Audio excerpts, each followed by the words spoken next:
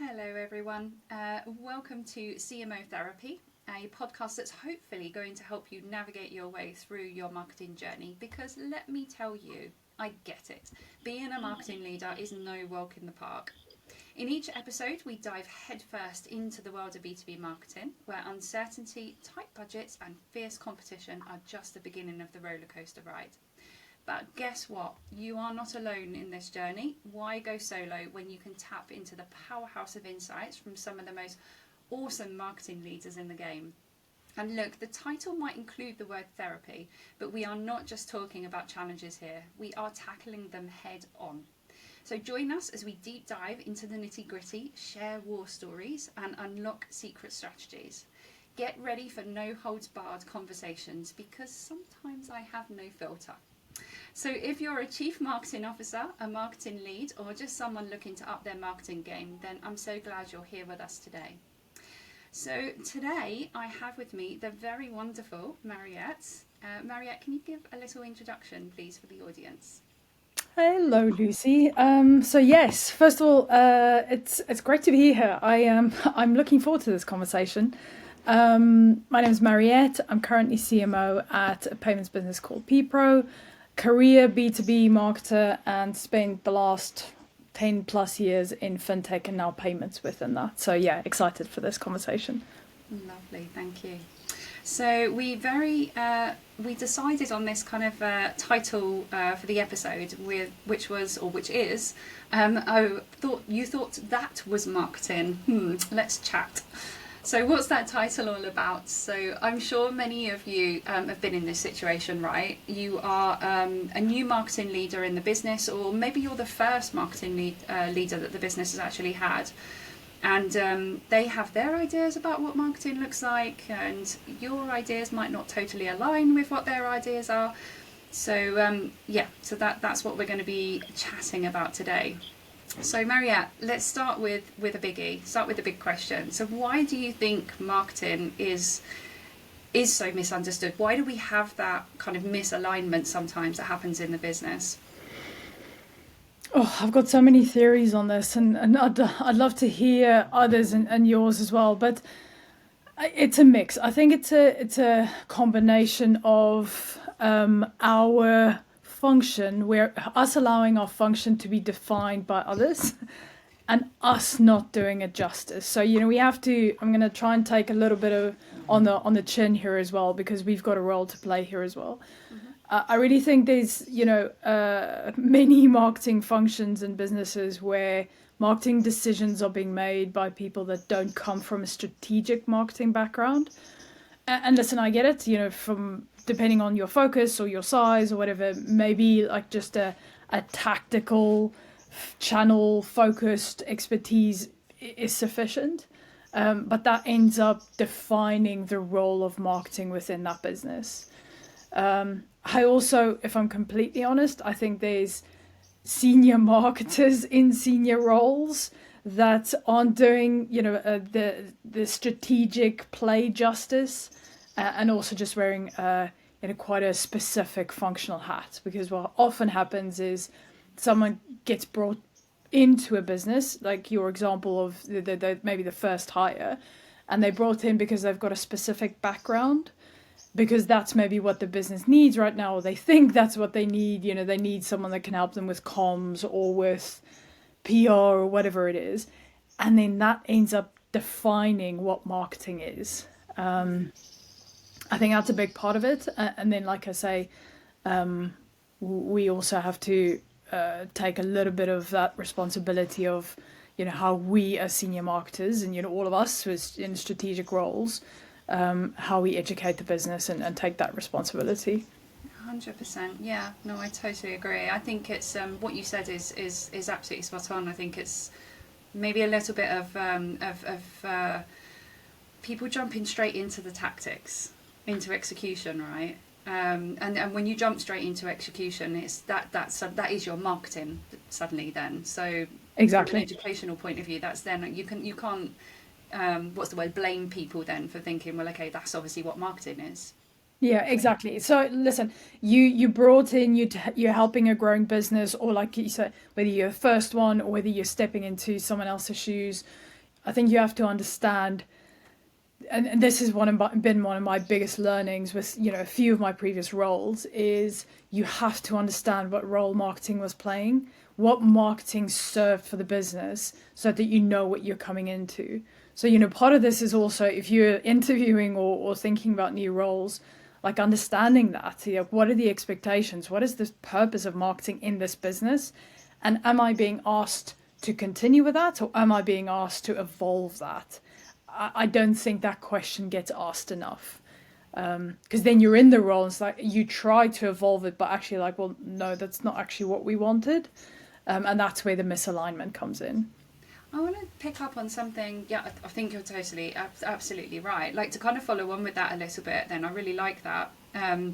You said something a minute ago as well, similar, where you were saying about the kind of the background of the person as well, and kind of what their subject kind of matter expertise or something might be. And this is a really interesting one actually, because it's taken kind of me a long time to realize as a marketing leader, I suppose, what type of marketing leader I am, or what my ICP is, right? Like where Yeah. I kind of fit best, and I know kind of where I sort of play best, so I will generally lean into that a little bit more. Like how do you balance that then? Like how do you balance the knowing kind of what you're good at and what you benefits and value you think that you can bring to the business, but then not leaning into it too much, I suppose, and like disregarding other the value of the other elements, if that makes sense. Yeah, no, it makes complete sense. And I think there's real value, by the way, in understanding what your sweet spot is, because then you can not only lean into it, but you can also balance it out by hiring people that Yeah. have those, that bring expertise that maybe you don't have. So, this is also an honesty that you should have with whoever you report to, of, listen, this is my background, and I'm going to bring in people that, supplement this in other areas. So there's an honesty in knowing what you're good at and not good at, and not trying to sort of be the expert at everything, but also making sure that you're aligned with the business, that that sweet spot that you're bringing is at the heart of what they're trying to drive. And then again, you can hire and you can build your team and you can bring in great people on other areas that maybe isn't your core strengths. But if you have enough of a strategic understanding of how it all fits together, I think that can work super well. Yeah, absolutely. That's really great advice. So on those other areas that maybe that you don't sort of feel as strong in, then like how do you build that kind of like story, or even sort of taking a step back, then how do you explain to the business, how have you explained to businesses in the past that marketing is kind of more holistic and includes kind of all of these areas? It's not just a case of the colouring in department. Or how do you sort of, what's your analogy, your go-to analogy for that? Oh God, yeah. That's our curse, right? I don't know. I've tried to always be almost have like a motto or whatever word phrase you want to use for marketing, so that we almost have like a, a positioning internally of what is the role of marketing. And I always have like this slide, and I have a slide now of what is the role of marketing, and I use that in decks over and over again, and I always bring that out of, this is what our objectives tie back to, this is why we're hiring this role, because this is the role of marketing. And I always tried to tie that back to language that really matters for the business. So, whereas before, it was a mix of a B2C and a B2B role. It was at the heart. It was, what we marketing has to do is we have to help get new customers and keep the ones that we have. It is as simple as that. And then how we do that gets very interesting and complicated. Now, we're in the sort of team that I have, and the function that I fulfill is very much around brand, building a brand that opens doors, and helping to build pipeline. So again, I'm trying to, this is very simplified, but I'm trying to use language that people can kind of go, oh, okay, yeah, I get it. And then how we execute against that, is kind of left to us, but they know what to ask of us. Yeah. Yeah. Yeah, that makes sense. I think what's quite interesting about that as well is that you can take that down to like one, even like um, one level lower than that. And what I mean by that is that, you know, like how we always say about, you know, one of the hardest jobs with B2B marketing as well, I always say, is the fact that we are talking to like so many different personas. So if you think about that, like that's effectively what we're doing actually. We're selling kind of marketing back to the business. Yeah. And we've got all of these different kind of personas, all the different teams within the business, right? So what like product will think marketing is could be very Yeah. different to what, you know, the finance department think that marketing is, or, you know, blah blah blah. Like how have you had that in the past where you've had to kind of sit down and tell that story in different ways for different people, different teams? Oh, that's super interesting. I haven't actually thought about the persona thing, and I quite like that. I think I've done that instinctively, but maybe not deliberately. But I'm going to steal this and I'll start doing that. Because, like I said, I sort of try to simplify it, and I often talk about, marketing's role is to help connect customer problems to your company solutions, and within that there's a lot. There's that means you have to understand the customer, you have to understand the market, you have to understand the opportunity, your offering, your positioning, but you're that connection.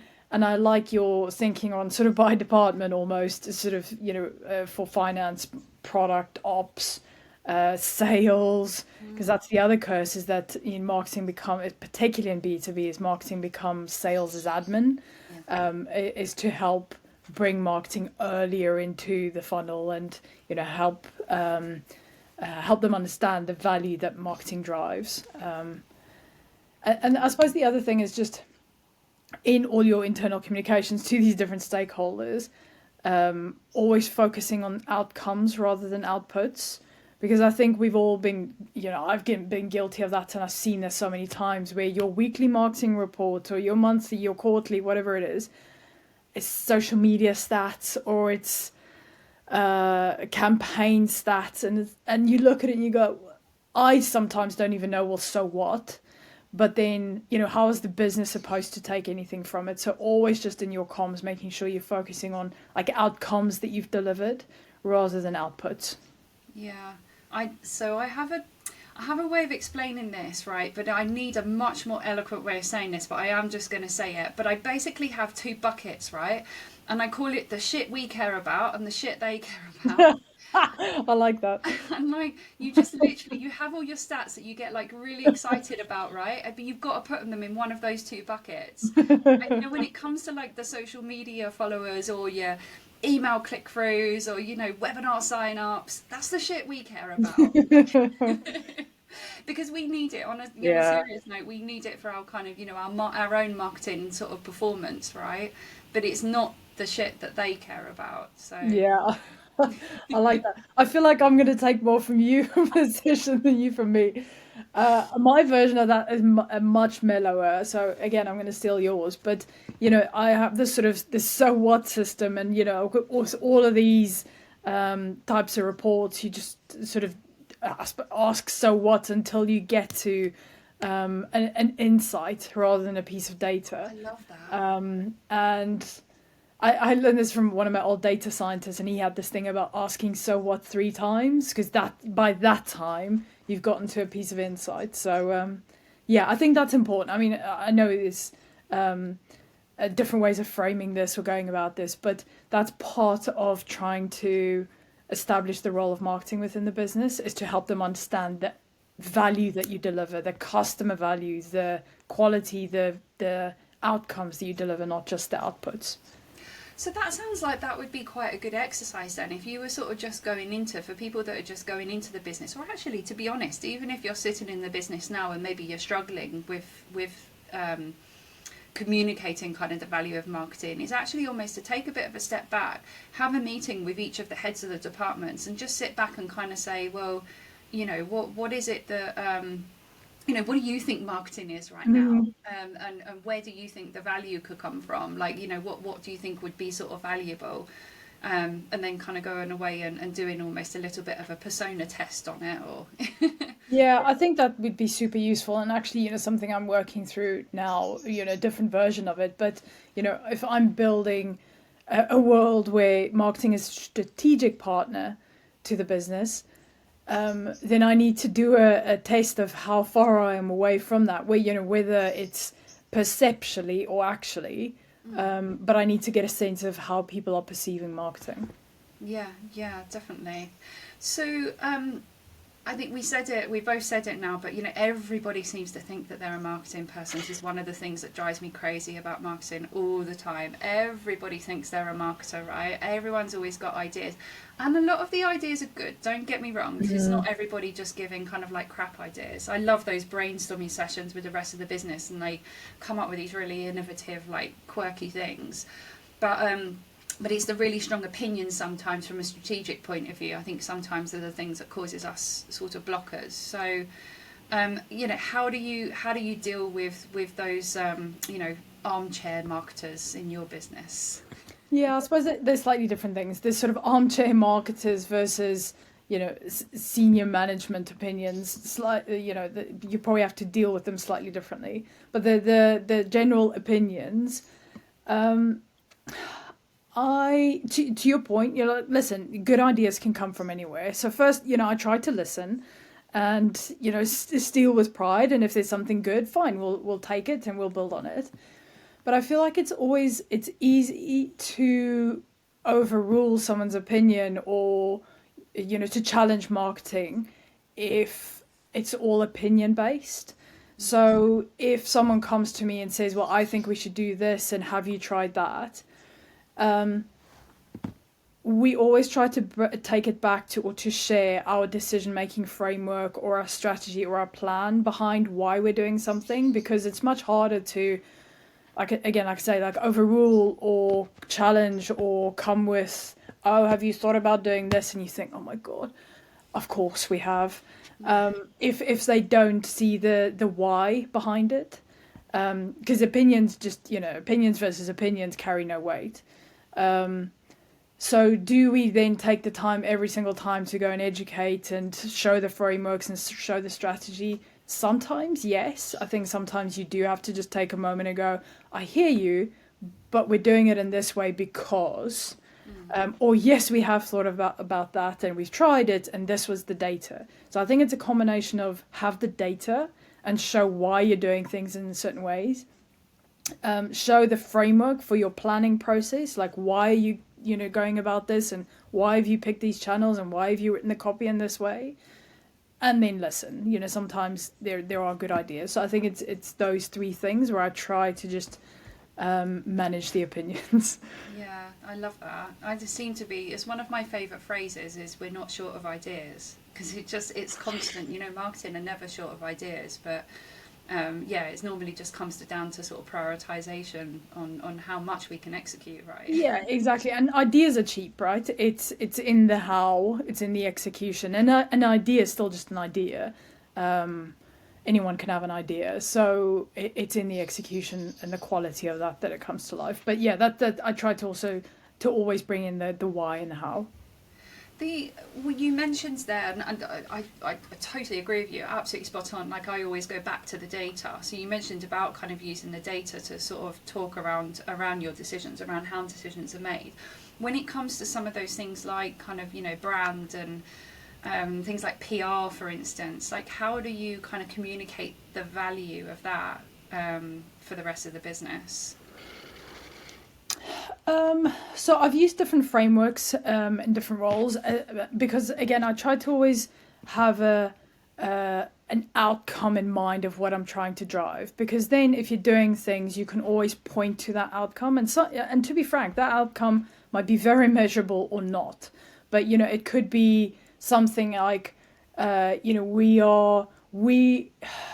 want to increase credibility. We're trying to become the verb of your category, or that customers use. And some of these things, like I said, are measurable. Some of it is the anecdotal. Some of it will just be sort of perception. But then people know what I'm trying to get towards, and they can see, oh, I get why you're doing that thing, because you're trying to move this thing. And then, to be frank, you bring people along on that journey, and actually then the hard measures and the data is not what you get sort of pushed on well, apart from finance, but you don't get challenged on, well, what's your NPS metrics, or your brand awareness metrics. It's more people understanding, again, the why of, I'm going to do this event, or I'm going to launch this initiative, or I'm going to change the colors in this way because it helps us to move the needle on that thing. Yeah, that's what I try to do. I like that. I like that it's always kind of like you said that a couple of times now, which I think is one of the things that's coming out quite clearly, is the sort of focusing on the outcomes and not the output. So I think you're right. As long as you kind of said, okay, well, we've decided that we're going to do, really a push on PR as kind of a strategy, and the reason is because this is what we want to achieve at the end of it, then you can't go wrong there, can you? I think because that also helps you explain what you're saying no to. Almost more importantly, to your point earlier, the armchair marketers, there's going to have to be things that you say no to, and if your brand objective, again, like I say, is credibility, or the category ownership, you might have some hard measures that you're tracking in the background, but in the meantime, those sort of harder to measure things, at least you can bring people along on, and then also explain why you're not doing certain things, because there's so many great things, through from charity initiatives through to wild and crazy PR stunts. You could do everything, but you just have to focus on the things that gets you closer to that objective. Yeah, exactly. Have you had examples, or like, are there any stories that you've got in the past where within a business that you've been in, where there's been a little bit of kind of pushback from some of the teams on what they believe that marketing is, or like should be doing, things that you should be doing, and it doesn't necessarily, or you don't maybe agree with it based on your past experience, or maybe it doesn't align to the kind of the goals that you want to achieve, but this whether it's this department or this person, it's like really adamant, no, this is what we need to do. Oh dear, I'm going to try and be as unspecific as possible. So let me answer in a different way. The bane of my life, and I've seen this a few times, is actually recently. There's a company which had marketing, communications, content, and product marketing as separate departments, separate teams. So that breaks my brain, first of all, is that all those things are not part of marketing. And where I've encountered a version of that, and things like product marketing or data, people go, well, why do you want to know? What's this got to do with marketing? Yes, I've definitely encountered that, and I think there's a little bit of, fine, take a step back and go, okay, well, what is the role of marketing here? I do that by utilizing these functions, these channels, and as part of that, I look at the customer, I look at our product, I look at positioning, etc. And I ask these questions because it will help us to add value in XYZ way. Again, taking a bit of my own medicine earlier, and taking some of this on the chin, I do think marketing is sometimes guilty of wanting to be in the conversation or be involved, because it's in theory all these things are part of marketing, but then we don't earn our seats at the table. We don't bring the value, we don't bring the insight or the data or the solution or whatever it is. So I do try to not just assume and go, well, of course this needs to be part of my world, but I try to show why the value that I will bring if I'm part of the conversation. Ideally, I can show some of that value up front. It's like, well, look at this thing that we did over here. That was really good, right? Well, I can do more of that if you bring me into the conversation earlier, or if you don't block me on that thing that you don't think is part of marketing. Yeah, yeah. It kind of goes again. It makes me think, like, when you said earlier about being outcome focused and not output focused. I think that's one exception where I would say the output focus does help, because sometimes having the kind of the doing of the little things, you're just working with somebody, or whether it's one department or one person on one particular thing, almost just like kind of proves exactly what you just said. Yeah. Like, it kind of, proves that there is value sometimes, because you can just talk and talk and talk, can't you, and give them stats off of reports on, if we was to do it this way, statistically it would be better outcome. But sometimes you just got to jump in and do some things, don't you? Yes, I do. I do agree, and that's where you kind of have to, I suppose, read the room in your company and see where actually, if you just went off and did like a little experimental proof of concept and then brought that back, would that help you move things forward? Do you need to do a little bit of stakeholder management? Do you need to do education? Like it will depend on the culture and the people that you're working with, but yeah, I do agree. Sometimes you just have to get stuff done, and that's usually my preference is just, get it done, show the value, and then go, well, do you want more of this? Bring us into the conversation.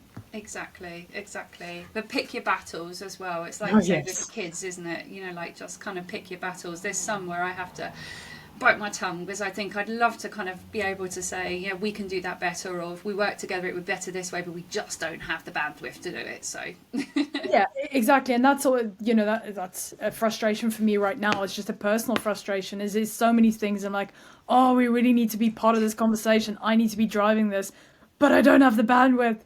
Oh, it does my head in. But yeah, it's just that's the life, right?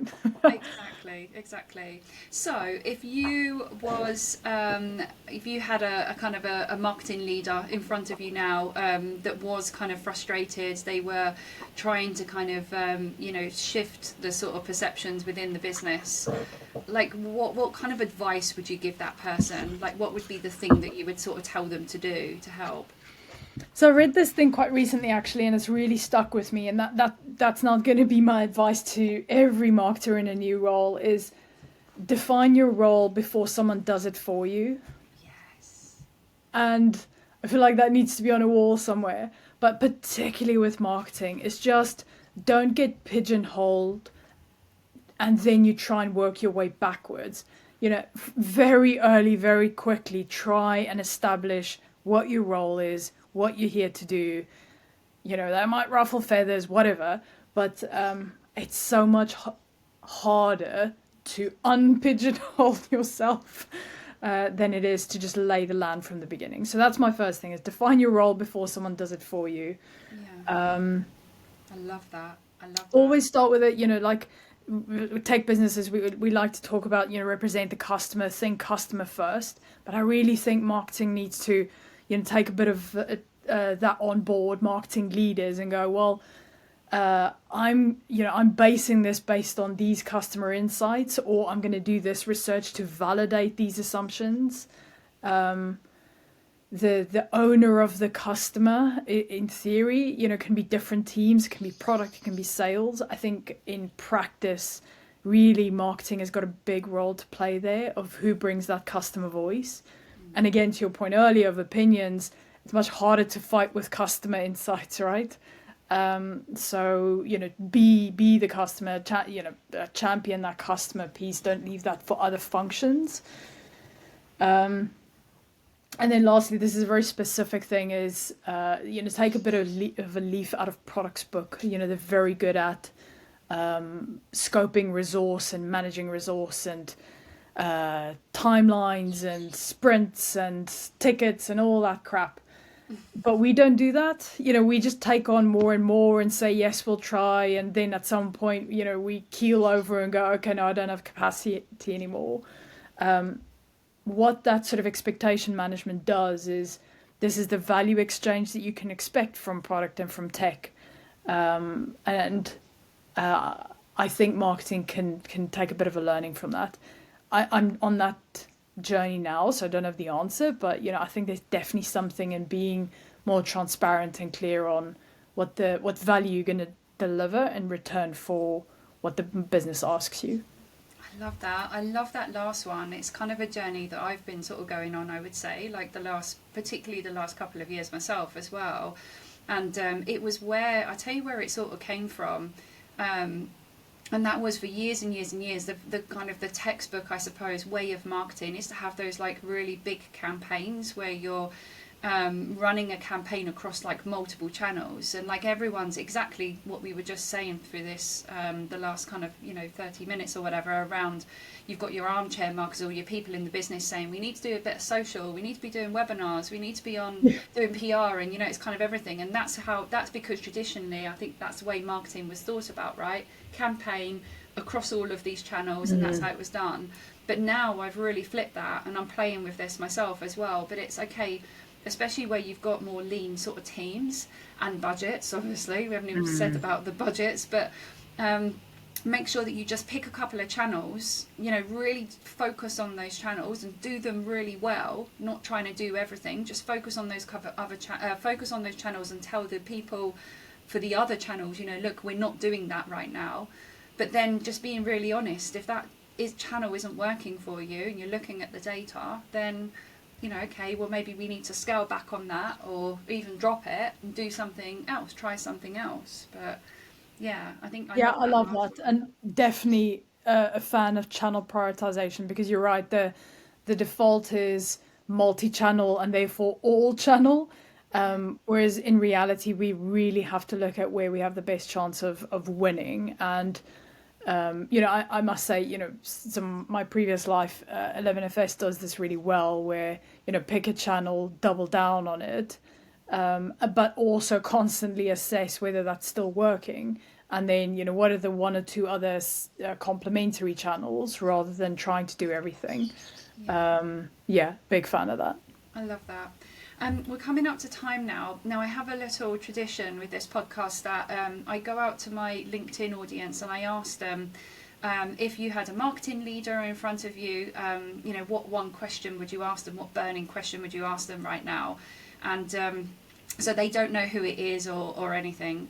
So I have a question for you, if you don't mind. Yeah. And the question is, what role does customer retention have for marketing? You kind of answered this, or you said it right. Yeah. But yeah. Go on. Again, a little bit of, I won't even say it's a pet peeve, but something I'm very conscious of is that customer retention. Marketing always gets bucketed into acquisition, Yeah.